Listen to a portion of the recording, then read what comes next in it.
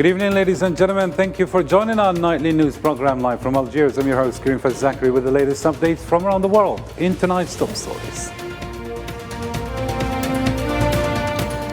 President Tebboune leads annual military academy graduation, and Army Chief of Staff highlights Algeria's achievements.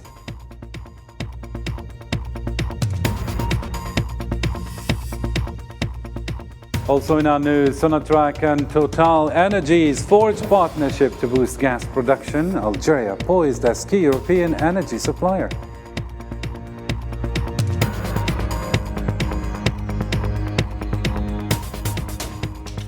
At least 10 missing and 1 dead after vote sinks. Qais Said denies systematic violence against any migrants.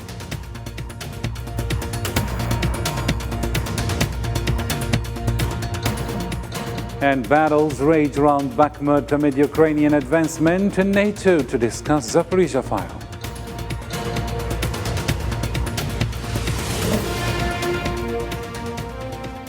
Hello again and welcome to the details. First off in our news, President Abdelmadjid Tebboune, as the Commander-in-Chief of the Armed Forces and Minister of National Defense, presided over the annual graduation ceremony at the Houari Boumediene Military Academy of Shershel. During the event, Army General Chief of Staff Said Shengriha delivered a speech emphasizing Algeria's recent achievements. For more details, let's follow Zahra Farjani's report.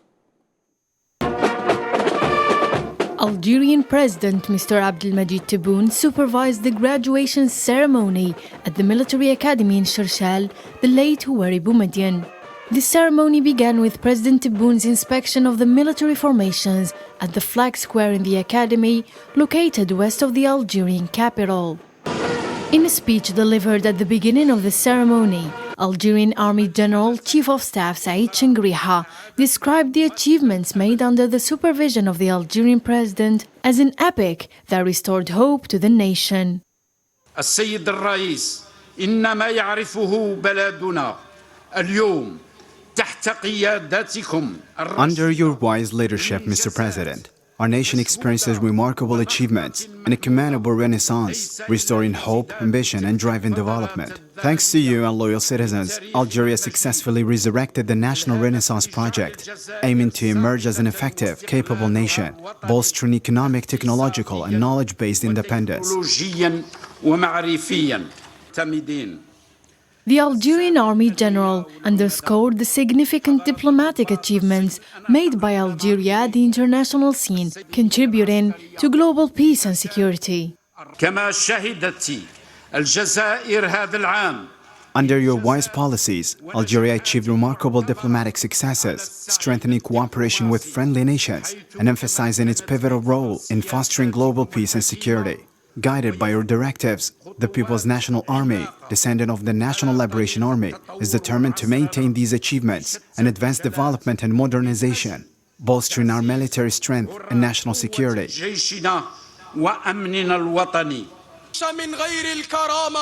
Major General Shengriha further added the Algerian Army, with its strength and operational readiness, has achieved qualitative results in the fight against terrorism and organized crime. Our commanding army has excelled in force readiness, showcasing their capabilities through successful tactical exercises in various conditions. They have achieved qualitative results in combating terrorism, drug smuggling, illicit substances, weapons, and ammunition, while effectively countering organized crime.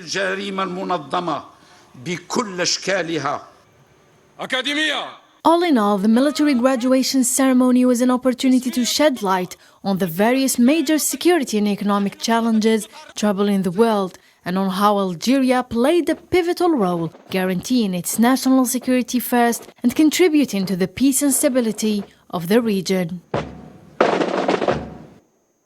To a different story now, Algeria's strong ties with China have been rapidly growing and thriving, particularly in recent years. This progress is underscored by the second five-year plan for comprehensive strategic cooperation spanning from 2022 to 2026. The two nations have jointly established a document dedicated to comprehensive strategic cooperation along the Algiers-Beijing axis. Their collaborative efforts aim to foster geopolitical understanding and address present-day global challenges. Mohamed Khatel dives into more details in this report.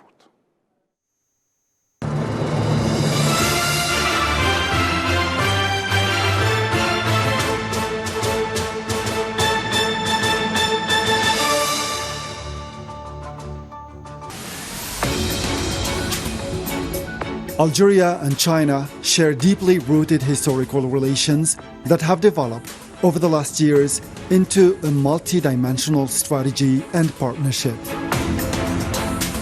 Sur le plan historique, At the historical level, I recall that China and Algeria established official diplomatic relations before Algeria's independence. We are real brotherly countries, and we are bound by the friendship of sacrifices and struggles. The relation between Algeria and China is historical and deeply rooted. It is a traditional friendship as described by the Chinese friends. China was also among the first countries which recognized the Algerian Republic following the recovery of its sovereignty. At the beginning of the millennium, I think that the two countries embarked on other horizons that deepened the historical relation existing between them.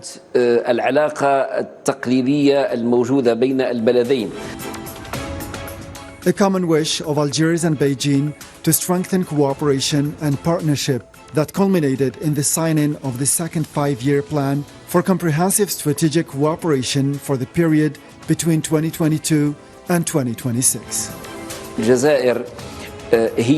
Algeria is the first Arab country which established an inclusive strategic partnership agreement with China. Since the signing of the plan, Algeria has seen a growing demand for Chinese investment, especially in the field of energy and mines. Gigantic projects have emerged with promising economic ambitions, such as the Ghard Bilat mine in western Algeria and the project for the development of consolidated phosphates in Tebessa, west of the country.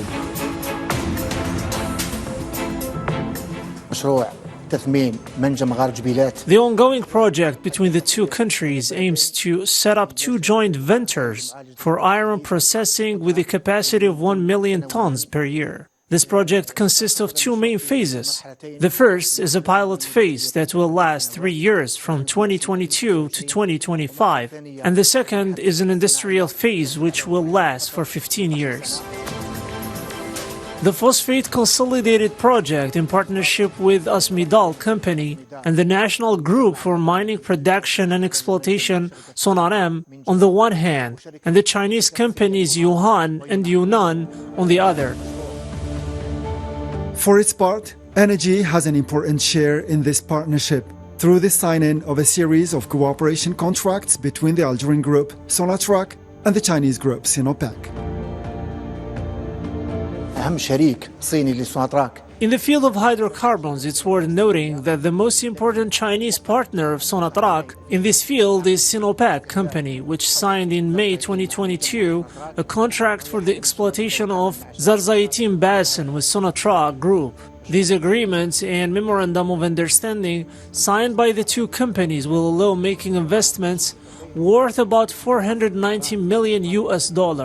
They will also allow recovering around 95 million barrels of oil. 2018 marked a turning point in the history of Algerian-Chinese relations. Algeria officially joined the Belt and Road Initiative, a Chinese strategic project through which Beijing sees Algeria as a true gateway to the African continent. تعمق الأمر سنة 2017. The relation deepened in 2017 when Algeria officially joined the Belt and Road Initiative, and we were among the first African countries which joined this initiative. Dealing with a reliable friend, a friend that respects you as a country that has its capacities and position in the region, not only an economic opportunity for Chinese companies, but a main gate to the whole region, especially to the African continent. 2023 marks the 67th anniversary of establishment of relations between our countries, and we are entering a new phase, and we want to turn all means into fruitful results through all our efforts, especially that we want to open a new chapter and new horizons for future generations. Historical depth and an ambitious outlook for promising future relationships. Algeria and Beijing are moving towards building geopolitical understandings that include current global developments. The BRICS space opens its doors today to the accession of Algeria with explicit support of China. sur le plan stratégique. At the strategic level, China and Algeria are working together to establish a new world order that is more fair, just, and balanced. The Chinese leadership has said several times that Beijing totally supports Algeria's accession to the BRICS organization. The organization's bank grants huge loans and investments without any political conditions as opposed to others. Those are indeed real and clear interests for Algeria, aside from the geopolitical aspect that this organization represents an alternative that allows the country to work with different partners.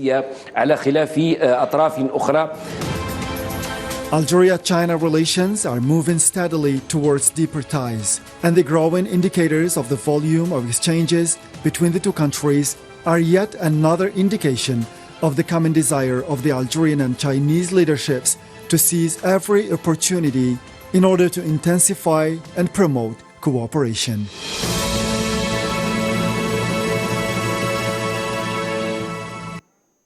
Still with the economy news, Algeria's Sonatrach and France's Total Energy recently inked two gas production contracts totaling 450 billion cubic meters, representing a $700 million investment. These hydrocarbon agreements pertain to the TFT2 and TFT South fields and are set to boost combined daily production to 100,000 barrels of oil equivalent by 2026.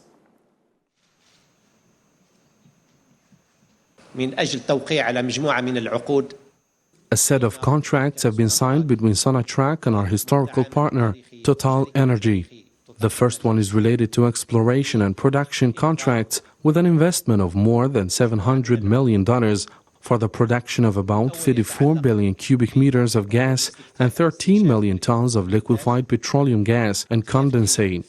The second contract relates to the extension of the sale and purchase of liquefied natural gas.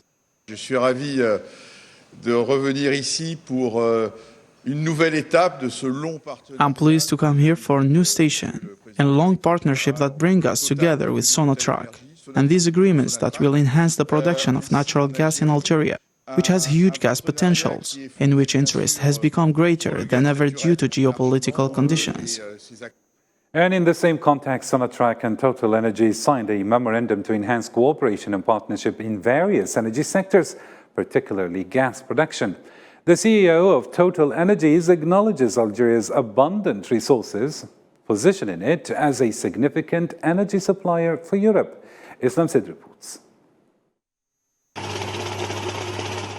Sonatrach and Total Energies have taken a significant stride towards a comprehensive energy partnership, solidifying their commitment through contracts for gas production and a memorandum of understanding on energy transition and renewable energies. Total Energy CEO has lauded this move as a game changer for gas production in Algeria, country brimming with immense potential in diverse energy sources. This indicates the continuation of the two parties in this mutually beneficial business relationship. Deuxième volet de nos accords, le gaz naturel liquéfié. These agreements will bolster natural gas production in Algeria, a nation brimming with vast gas potentials. With evolving geopolitical conditions, the interest in Algeria's gas resources has reached unprecedented heights. The second part of our agreements focuses on liquefied natural gas, a resource of great significance in Europe. Ensuring a secure and a reliable supply to Europe, including France, has become increasingly important. As for the third contract, it is related to an agreement of understanding on new and renewable energies for everything related to the climate, a clear indication of the strong relationship between Total and Sonatrach. Algeria boasts the world's largest solar field, captivating the interests of major oil companies eager to dive into renewable energy projects. The ultimate goal is to unleash the full potential of natural gas, while forging a secure and sustainable path for energy transition. L'Algérie dispose d'un énorme potentiel.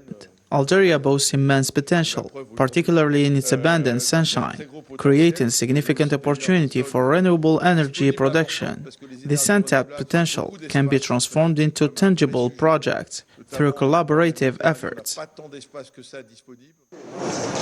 The driving force behind this collaboration lies in the promise of mutual benefits, propelling the two companies to further strengthen their long-standing partnership. The renewed focus centers on cleaner and more environmentally friendly energy solutions. It's worth noting TotalEnergies CEO acknowledged their withdrawal from their petrochemical project in Iran, a decision made in consultation with Sonatrach, who opted to proceed independently. Nevertheless, TotalEnergies affirms its unwavering commitment to offer technical support whenever necessary.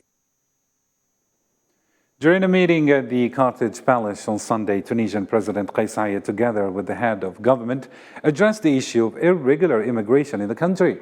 Mr. Saied emphasized that migrants in Tunisia are treated well, contradicting claims made by certain colonial circles and their supporters.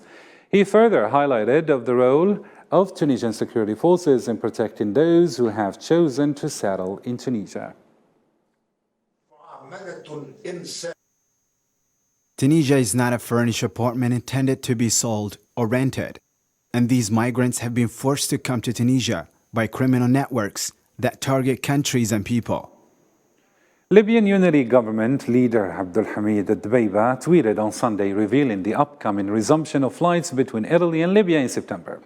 During his meeting with Italian Prime Minister Giorgia Meloni in Rome, Dbeiba emphasized the need for both Libyan and Italian committees to finalize their efforts in lifting the Italian restrictions on Libyan civil aviation.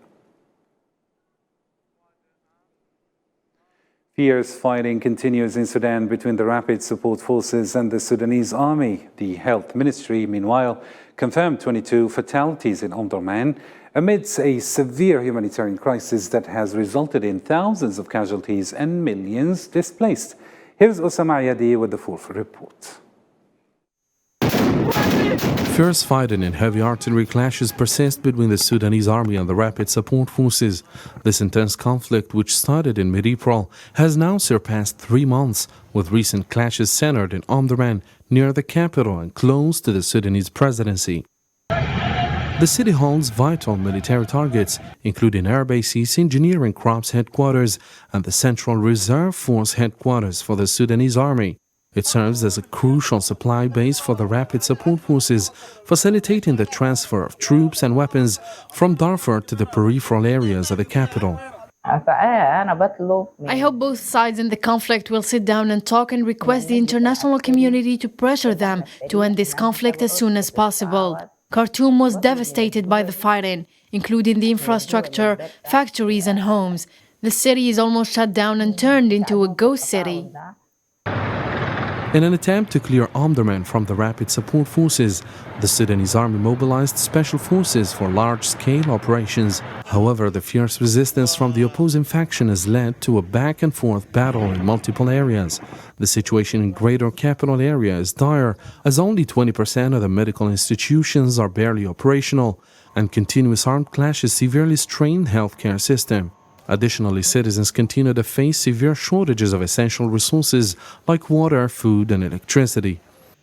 The situation at the hospital remains dire as the supply of nearly all medications is running dangerously low, with some only available for 5 to 6 patients at most. The hospital must be forced to shut down, I am afraid. The Sudanese Health Ministry reported at least 22 casualties and numerous injuries from airstrikes in Omdurman city alone. The army claimed responsibility for the attacks, but no statement has been released by the Rapid Support Forces. This brings the total death toll to 1,133 people, with thousands more injured, millions displaced, and hundreds of thousands seeking refuge in neighboring countries. South African President Cyril Ramaphosa announced that his country will host the upcoming BRICS summit in August, despite the International Criminal Court's arrest warrant for Russian President Vladimir Putin. Ramaphosa confirmed progress in organizing the summit and finalizing its format during his statements in Johannesburg. The summit, which includes South Africa, Brazil, China, India and Russia, is planned as an in-person event with no confirmation yet on Putin's attendance. NATO leaders are meeting in Lithuania to tackle a wide range of topics amidst Russian calls for tackling the Zaporizhzhia plant file. Meanwhile, war in Ukraine is raging with both sides claiming advancements. The full story with Sofia Kanturi. In Ukraine's east and south, intense battles persist as Ukrainian forces launch a counter-offensive against Russian defenses. Russia claims to have destroyed multiple Ukrainian military equipment and facilities, adding to the escalating conflict. The Ukrainian Air Force, rocket forces and artillery have attacked many Russian targets, including rally points with presence of Russian military personnel and equipment, air defense systems, command posts, ammunition depots, artillery positions, and electronic warfare platforms. In the past 24 hours, our forces had combats with Ukrainian troops in the directions of Kupiansk, Krasny Liman, Donetsk, Zaporizhzhia, and Kherson, and destroyed Ukrainian tanks, armored vehicles, M109 self-propelled howitzer, M777 howitzer, US-made anti-artillery radar, and many other Ukrainian equipment and facilities. Elsewhere, NATO leaders are gathering in Lithuania this week to address various pressing issues, including Ukraine's membership bid and Sweden's accession. Ukrainian President Volodymyr Zelensky expressed his hope during an interview with the ABC channel for expedited solutions on critical decisions facing NATO members at the summit. We are working with our partners. We are working on security guarantees. We are also working on helping our partners to make some conclusions for this upcoming NATO summit meeting. On the other side, Russia's foreign ministry spokeswoman Maria Zakharova called for discussions on Ukraine's Zaporizhzhia nuclear plant among the leaders of the US-led transatlantic NATO defense alliance. After all, the vast majority of the alliance members will be in the direct impact zone if something were to happen at the plant. The sensitivity surrounding the Zaporizhzhia file has recently increased, with both Russia and Ukraine exchanging accusations about possible attack on the nuclear power station. And in other topical news, the French government plans to implement a set of measures termed street control in response to widespread protests sparked by the police killing of a teenager in a Paris suburb. The measures include penalties for families of violent use and a ban on individual sales of crackers.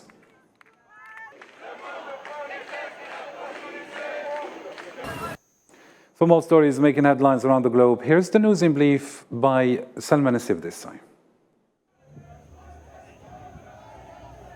The strike at more than 30 ports in British Columbia has lasted for a week, affecting the shipment of about 4.6 billion Canadian dollars worth of cargo. Meanwhile, several industry associations are calling on the federal government to take urgent actions to end the strike as soon as possible. The US dollar hegemony has endangered the economy and caused serious inflation in Kenya. Currencies of many African countries continue to weaken against the US dollar, and the Kenyan government is taking various measures to reduce the dependence on the US dollar. Torrential monsoon rains left pots in the north of the country. At least 80 people were rescued after the Kaga River flooded. In a typical year, rains usually lash Kerala state on India's southwest coast from around June 1st and move northwards to cover the entire country by July 8. AI for Good Global Summit was organized by the International Telecommunication Union, aiming at identifying practical applications of artificial intelligence, scaling solutions for global impact, and accelerating progress towards the UN Sustainable Development Goals. And finally, in our news, Palestinian athletes made a remarkable impact at the 15th edition of the Arab Games, securing an unprecedented 7 gold medals, a historic achievement for Palestine's sporting representation, demonstrating solidarity. The Algerian government extended significant support to the Palestinian delegation, ensuring a warm reception and fulfilling all essential requirements for their accommodation, transportation, and training provisions. We want that this Algerian love for Palestine becomes general for all the Arab countries and that the Arabs provide all means for resistance for these great people. which are on the front lines to defend the interests of the Arabs, their holy sites, their stability, and their security.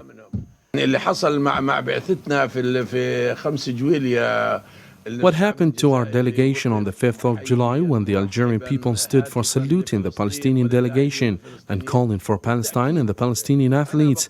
I want to tell our Arab brothers that Algerians are the only people who love when we defeat them in sports. The end of our nightly news program. For more updates, follow our social media platforms that are under your service. Stay informed, stay curious, and join us again tomorrow for more news and insights. Good night.